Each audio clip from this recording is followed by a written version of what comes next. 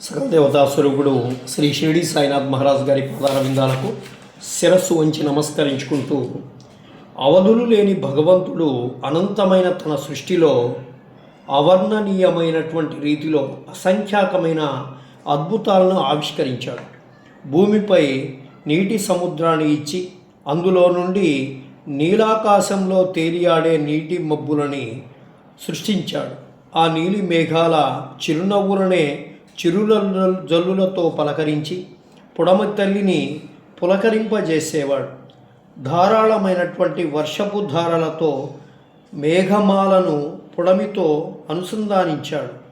అదైవిక అనుసంధానాలతో పరవశించినప్పుడు పొడమి చెక్కిళ్లపై నదీమం అనేటువంటి ఆనందాశ్రువుల ధారల్ని ప్రవహింపజేసి అనంత సాగరంలో సలీనం చేసే వైచిత్రిని ఆవిష్కృతం చేసి అమేయమైన సాటిలేని తన సృజనాత్మకతను సాక్షువులను సందర్శింపజేస్తాడు.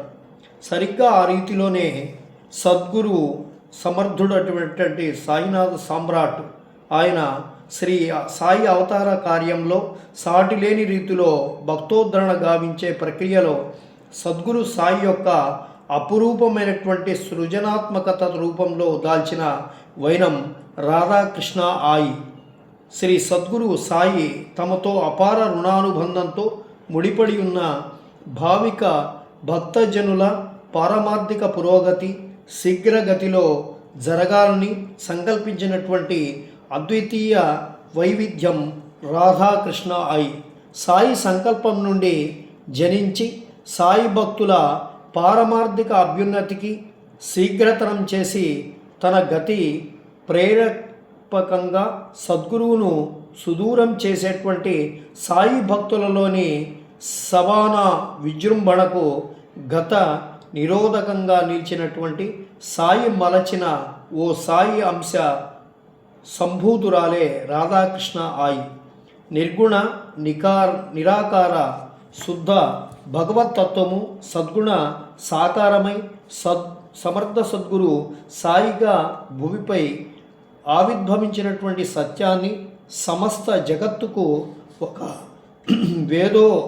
వేదోపేతమైనటువంటి సంస్థాన్ మాధ్యమంగా తెలియజేయాలని సద్గురు సాయినాథ్ మహారాజ్గా సందర్శింపజేయాలని అనుక్షణం అనుతపించి అహర్నిశలు అవిశ్రాంతంగా శ్రమించి ఓ దివ్య అవతరణి సాయి భక్తుల ఉద్ధరణ అనేటువంటి బృహత్కార్యంలో సాయి చేతిలోని ఒక దివ్య ఉపకరణే రాధాకృష్ణ ఆయి. నేడు ప్రపంచంలోని అత్యంత వైభవపేతమైనటువంటి సంస్థాన్లో ఒకటైన సాయి సంస్థాన్ నిర్మాణానికి ఆద్యురాలు బాధ్యురాలు రాధాకృష్ణ ఆయి. అందుకే సుమారు 60